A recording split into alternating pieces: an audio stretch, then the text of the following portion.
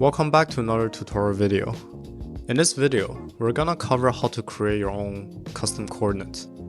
This is very useful if you already know where your workpiece is positioned and you just want the robot to move in the particular plane relative to the workpiece.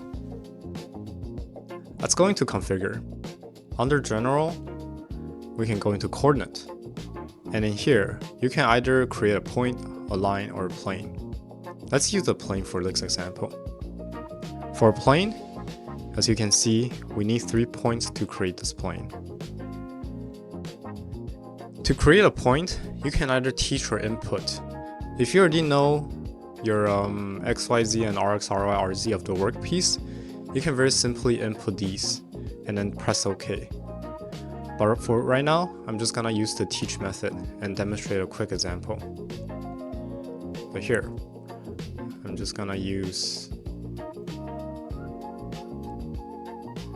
something like, and to make this example a little bit more visual, I'm gonna teach all 3 points and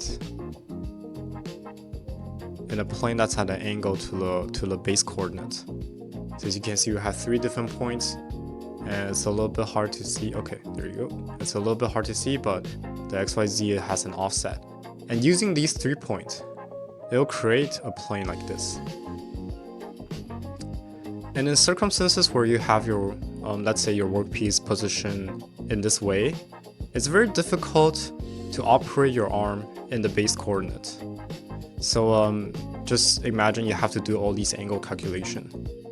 But if you switch your plane to the plane that we just created, and then you just wanna make the robot to kind of move relative to this plane and not think too much about the other geometrical mathematical relationship, then in this case you create this plane and then you can very straightforwardly control the robot in the XYZ plane, in the XYZ direction of this newly created plane.